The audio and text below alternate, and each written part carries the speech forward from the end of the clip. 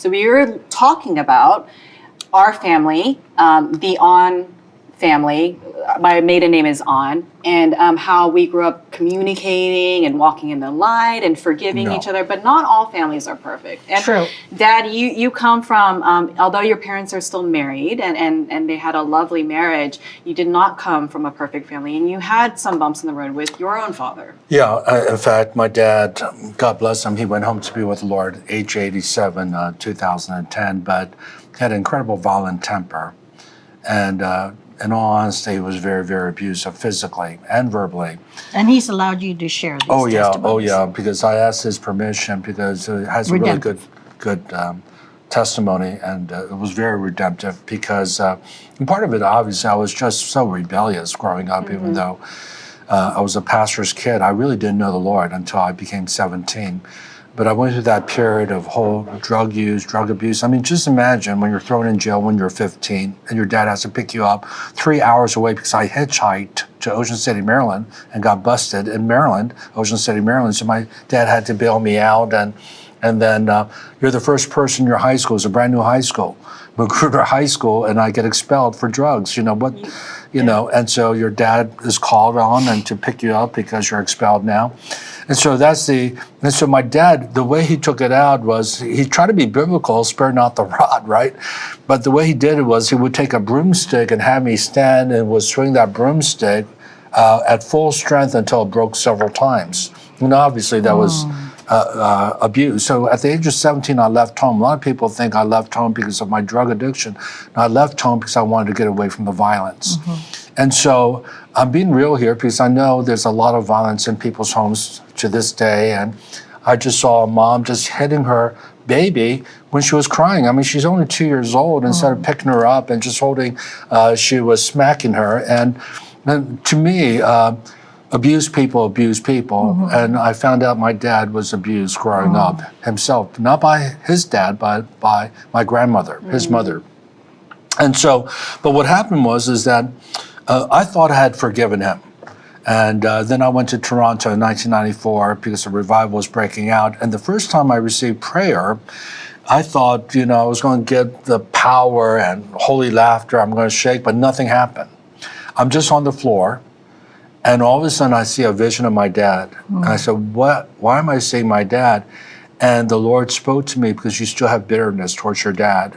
And you're still judgmental. You've been judging your dad for the way he treated you. And unless you let go of this, you can't go on to the next level. For context, how many years now later is Okay, so here I am. I mean, you know, you're not in your teens anymore. No, I'm not. You're not in your 20s. Right. How old are you? I'm 38 years old. You're 38. And so here I am, you know, an adult.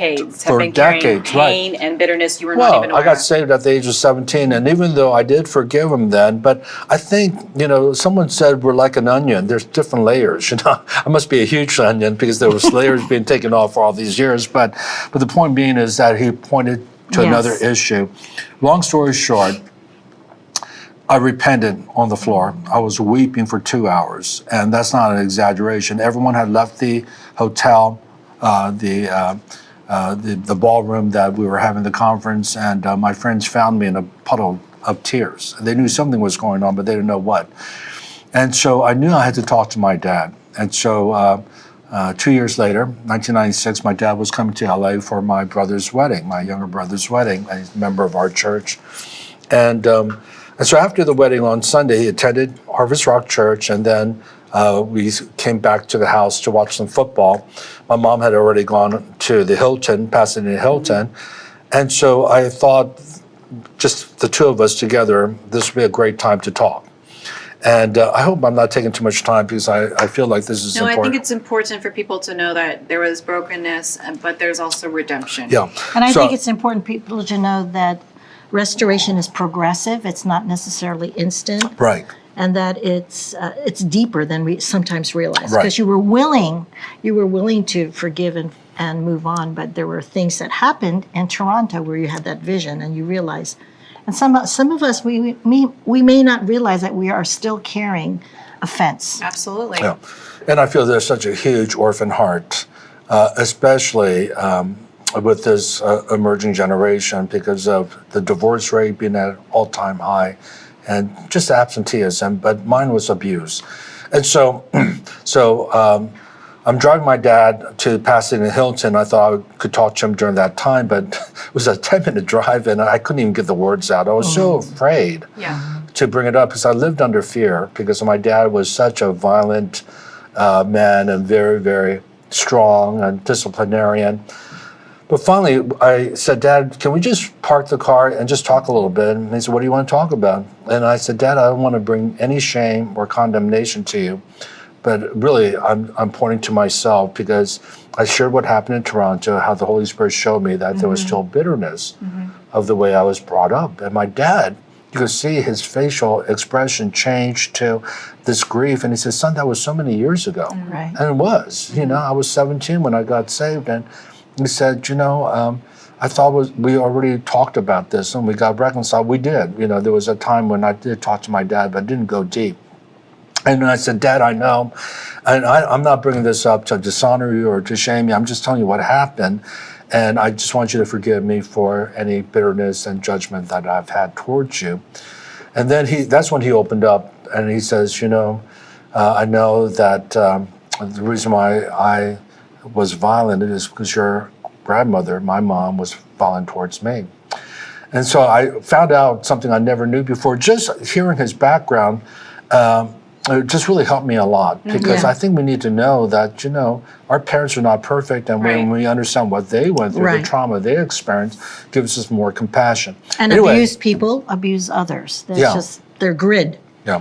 So anyway, I dropped him off. We had a 40-minute discussion in the car. I thought this was great. And I thought this was the extent of the reconciliation. So I come home and 10 minutes later, my mom calls. And Sue has this look on her face, and she had the portable phone. Back in those days, we didn't have cell phones. She had the portable phone in her hand, and she looks at me and says, your mom is weeping, and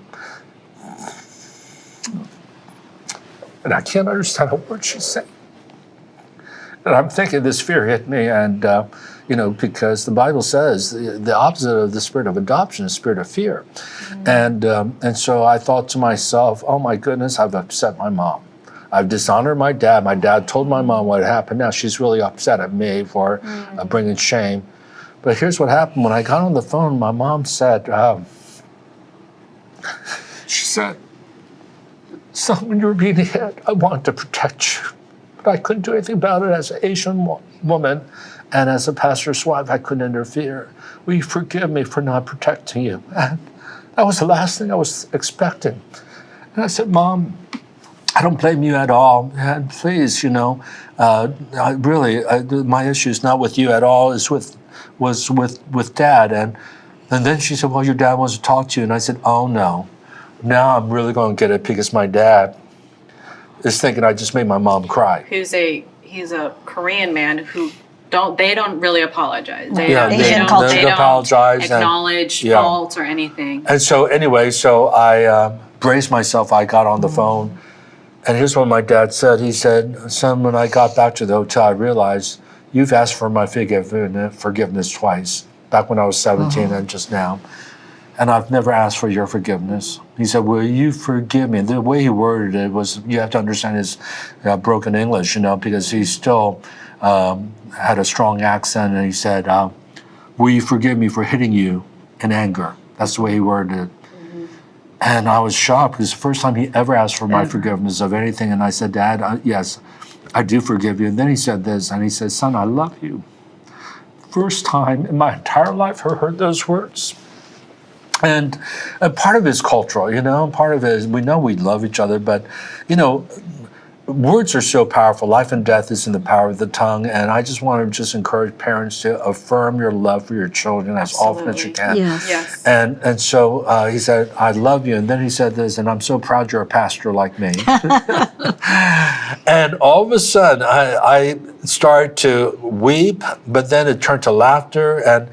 And I was so shocked by what he said. I just said, thanks, Dad, and just hung up on him. And so I was running around, and I said to Sue, I said, honey, I can't believe my dad told me we were he running loved around me. the house.